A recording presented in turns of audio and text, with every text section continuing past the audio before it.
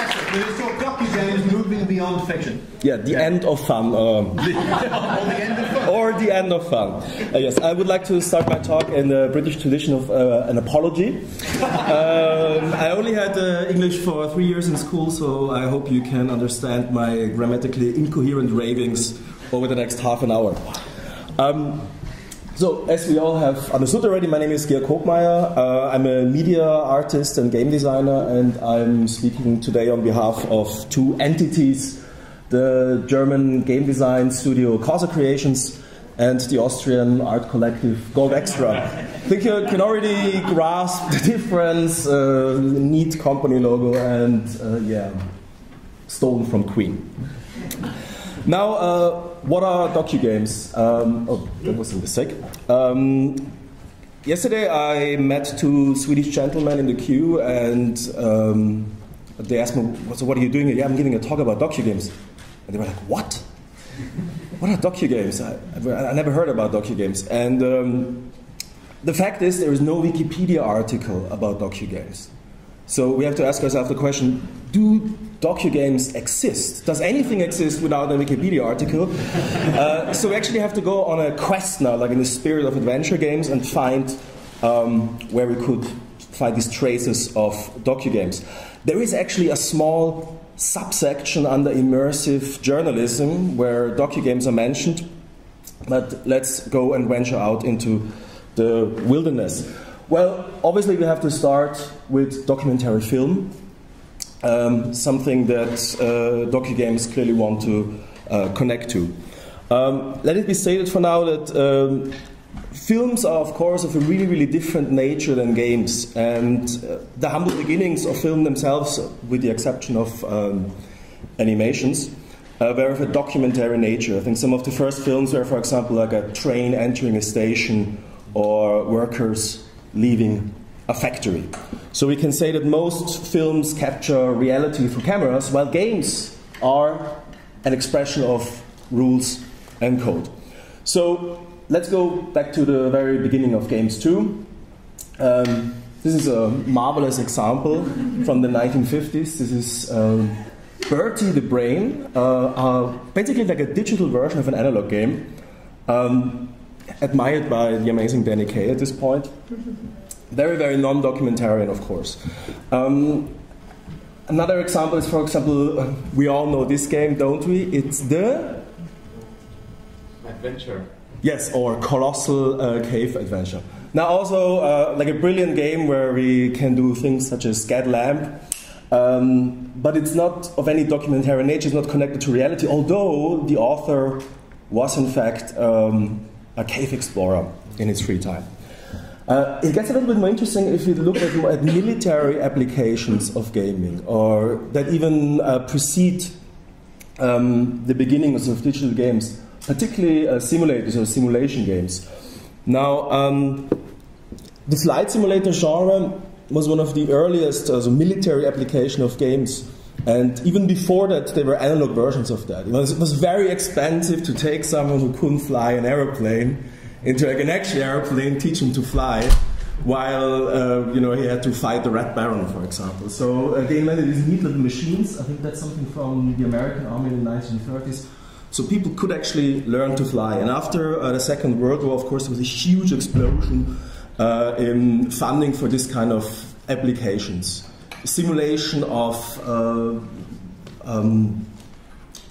nuclear warfare, the simulation of fighter jets, but then also going slowly into civil aviation. So these were like very, very strong, I would say strong but in kind of invisible genres of an application for kind of a game thing.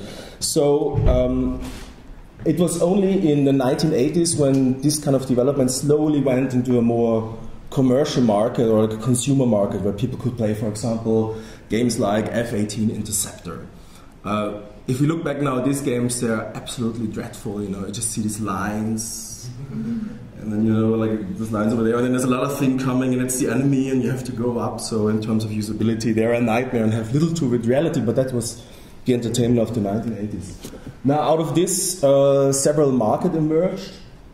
Well, the mass consumer market, but also a civil educational market, what we call serious games. The dreadful serious games that everyone despises because they are unfun by nature.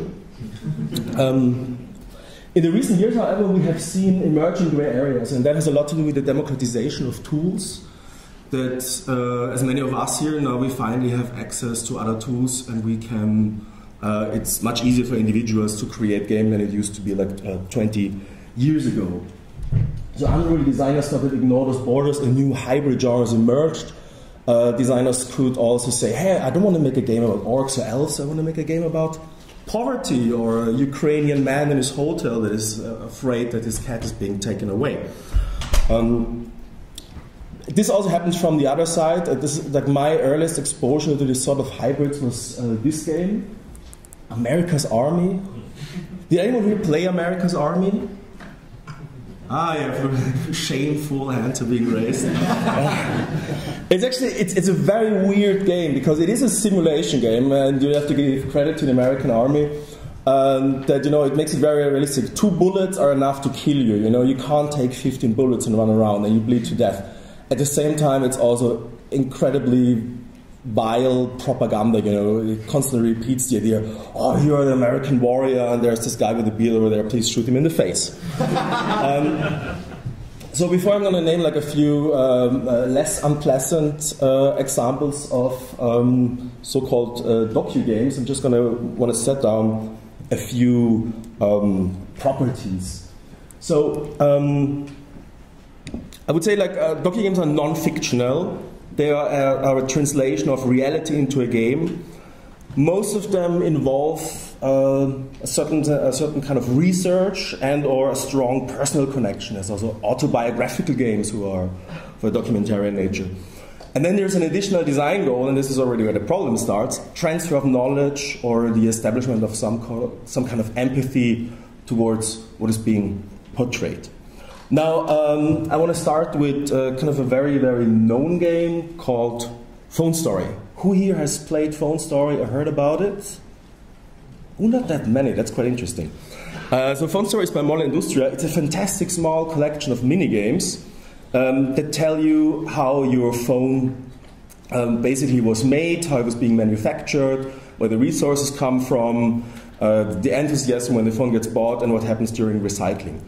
But it does so in very, very small bits and pieces. So in the first picture, you have to whip children to mine faster. In the second one, you have to prevent your workers from committing suicide. In the third one, you have to basically collect the phone in front of the iPhone store. And in the last one, you're like this sad-looking Indian woman who has to recycle the phone and get poisoned by it. And the interesting thing is that the phone story is told by the phone itself. So the phone has this little face and it talks, and it's very cute. One would think this is a harmless, interesting game, but Apple didn't think so. So this game was banned within, I think, 9 hours from the App Store, and it was like one of the also like the first or really public cases of a game like this being basically censored. Not quite unsimilar, but also totally different, is a game called Dysphoria by Anna Entropy.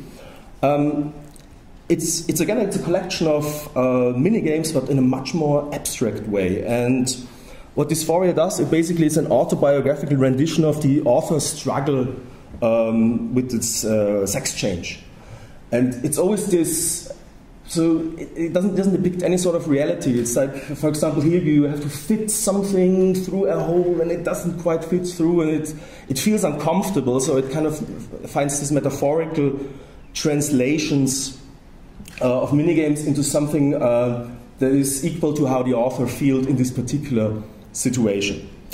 And it's very raw, it's very direct, and I think it does a really, really great job to kind of translate emotions into mechanic, something we already had in the talk of Alexis. And a very, very recent example is a game called 1979 Revolution by Inkstory / David Konsari. So this is a great example that Docu games now are finally approaching kind of a different state. This is a game with a large budget as well, and it looks at the event of the Iranian Revolution, something that is directly connected also to the life of the American Iranian author himself. And there's also another autobiographical aspect in the game, because it's not just David Konsari who worked on this game, but also like a large number of American Iranian artists, actors, etc., etc. David Konsari is also a documentary filmmaker by education before he ventured into games.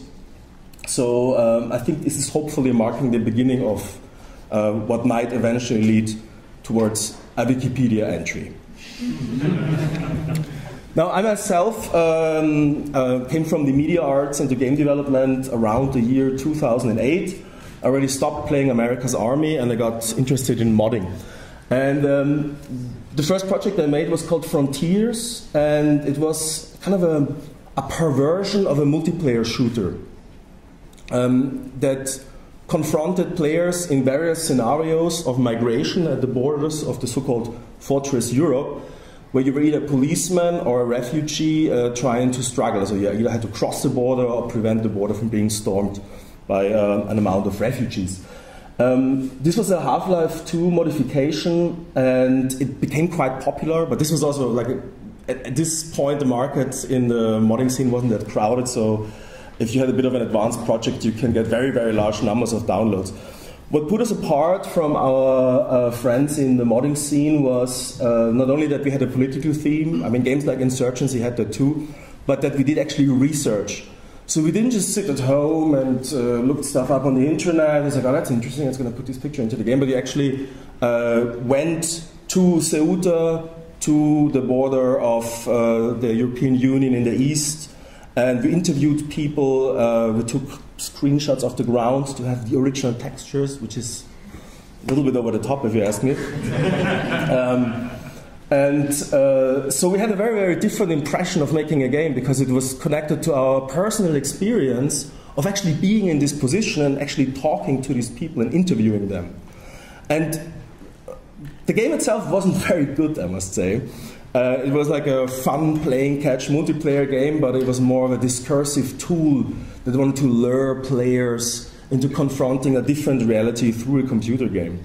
But we got so hooked on the idea that we want to have more documentary footage in the game that we decided to work on a project called, that's actually the actual fence that we just seen. And then we went on to make From Darkness. Now, From Darkness is basically a prequel to Frontiers, and it addresses the causes of migration in Central and Eastern Africa. And it's also not a multiplayer game anymore, it's kind of more of a single-player experience. We had a lot of technical struggle in the very beginning, because when we started out, it wasn't very easy to work with video in game engines. It was actually incredibly difficult. You can only do it with the CryEngine around 2011, and the CryEngine, if anyone has ever worked with it, was not very nice to work with, and neither was Crytek to the people who wanted to work with the CryEngine. So we changed a couple of times technologies. It took us quite some time to figure out how this could eventually work, and also to fund stuff like that.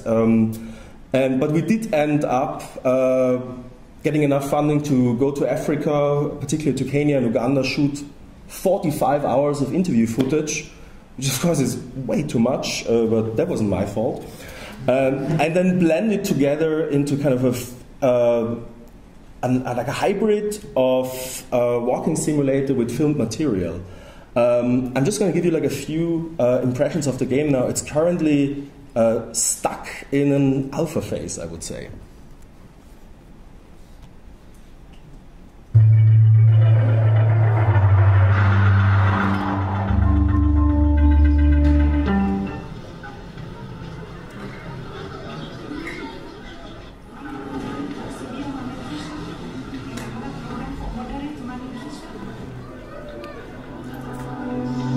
This is a health center. This health center was put up in 1998. The government has not invested in health facilities in the slum or in the informal settlements. You know, as African women, our place is in the kitchen. But nowadays things have changed. We came up with a strategy and we got them on board. So if you are battered, don't keep quiet. Break the silence. Tell us you are battered and we'll take the action. I just give myself courage.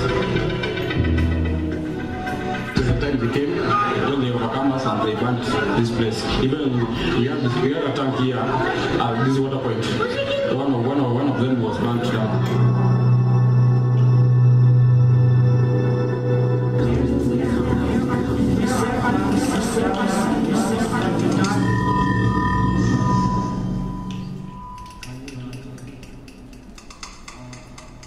Dear Camille, this is my last entry.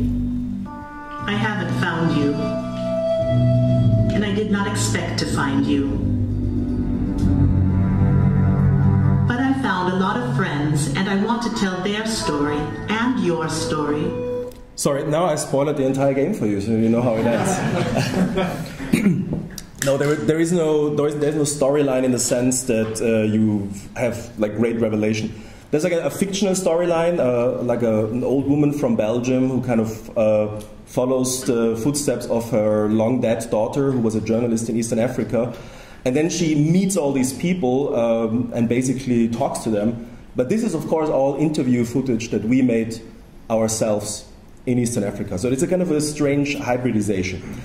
Now, this is a completely different approach that we tried out. This is a game called Burn the Boards. That uses more like the means of abstraction and mechanics to tell a story. And it has also, as you can see, it's a completely different art style. And it was also made for different devices. This is a game for mobile devices. Just for the context, this is also a research project that was done with the Technical University of Vienna. It's a puzzle simulation about electronic waste recycling. So what you have to do is that you have to solve little puzzles, which kind of are like the metaphor for your work, taking electronics apart, but the work is very poisonous, and basically you have to balance making enough money, not killing yourself, and providing for your family. The big goal, the triumphant end of the game is to have a slightly less shitty job. For example, like a little food stall or like work as a clerk in a store, which is, unfortunately, I have to say, already a bit unrealistic. That's how depressing the reality of these people is. The core idea, also as a kind of a research project, was to see how we could create like a feedback between the game and the portrayed reality. And so what we did is that we partnered up with non-governmental organizations, and the revenue that the game would generate would then go back via the NGO to actual people in India who worked in this sort of field. Not directly, but at least to like the so-called caste of Dalits, these 200 million people in India of this lowest caste that are actually taking care of all the garbage processing in India.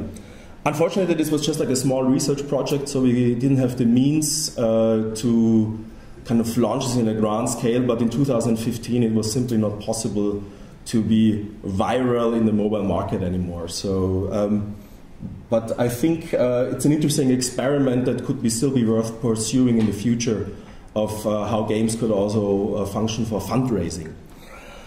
So now I just want to rush through a few more examples of smaller projects we've done in the field before coming to a sort of a conclusion. Another game that we made was Totem Sound. This was an action RPG with the Ethnological Museum of Berlin, who commissioned us to take a critical look of how they accumulated their Northwest American collection in the year 1881. And we made this action adventure about Johann Adrian Jacobsen, a drunken whaler with a great love for hunting, who went for the museum there in 1881 to kind of steal, collect, and plunder artifacts at local tribes. Another project with an ethnological museum was Soul City. This was done with the Ethnological Museum of Zurich.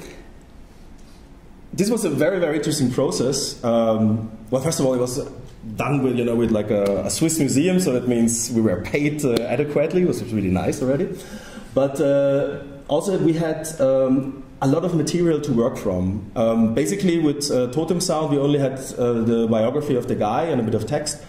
And here we had the work of researchers who have done like their PhDs on Eastern African street sellers, and particularly selling shoes.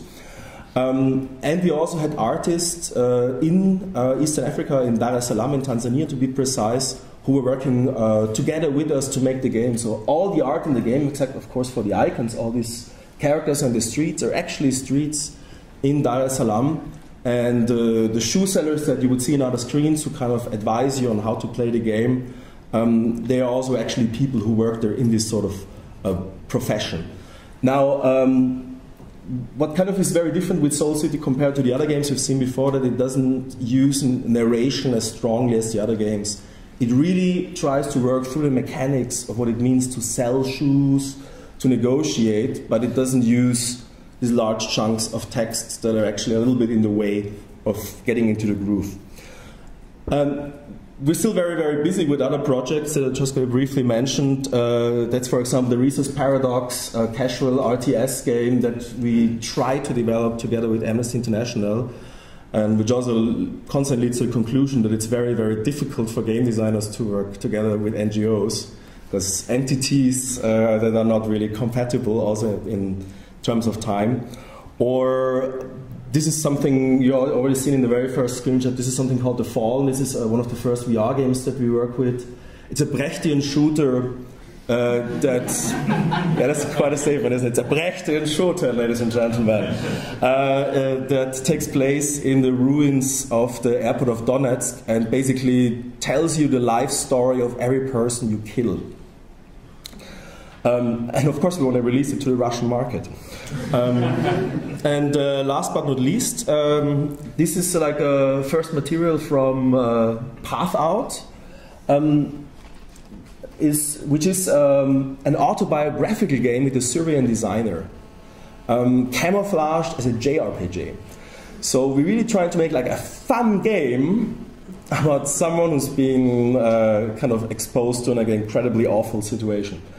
The interesting thing about this process so far is that we are allowed to make like really harsh design decisions, also when it comes to crude humor, because we have the person basically in the game speaking about himself, which allows us to portray like a different kind of reality if we would kind of be a spectator, and if we would need to be a little bit more, I would say, morally restrained. But this really allows us to tell this insanity from a very, very different perspective, because Abdullah has been there and he can kind of give us the insane details of his escape. So coming to a conclusion, I've been not doing this for as long as many of the designers here, but it's been a very, very exciting process to work in this particular field, particularly because you do so much field work and it exposes you to always kind of new reality, and this is a very, very enriching process I find myself.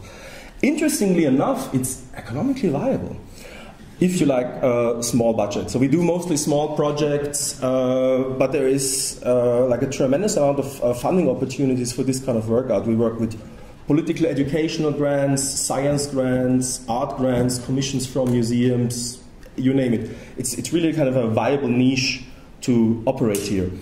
And obviously there is two core obligations. There's always the info transfer and the exciting gameplay. We always try, especially since failing in some of the earlier projects, to not just make a game that is giving you some information and then you click and it gives you a little bit more information, but we want to actually make games that are fun. We want to make games that are as fun as, all the great indie hits out there. But sometimes, like you kind of get stuck in situations where you go like, oh shit, do I now use the precise price for fish in Dar es Salaam or do I kind of change the number because otherwise the mechanics are really fucked up? And I found my answer with the great Werner Herzog, who said, "Facts do not convey truth. That's a mistake. Facts create norms, but truth creates illumination." So if we stick to facts, you know, like we kind of stick to the idea that facts are something very, very fascinating, and then we should all be reading phone books. And I would like to end with that, ladies and gentlemen. Please pass by causacreations.net or golexer.com, or visit me on Twitter at MercuryElecta. And if you're really bored with all this, and if you say, I don't want to play games about Africa, I don't want to, you know, see the world, I want to escape with video games, do check out other fictional games that we make, for example, novelprofit.com that I make with Martin Heruka, or The Station, which is kind of a simulation of you having brain damage and being stuck with a cleaning machine in a space station that thinks it's George Washington. Thank you very much.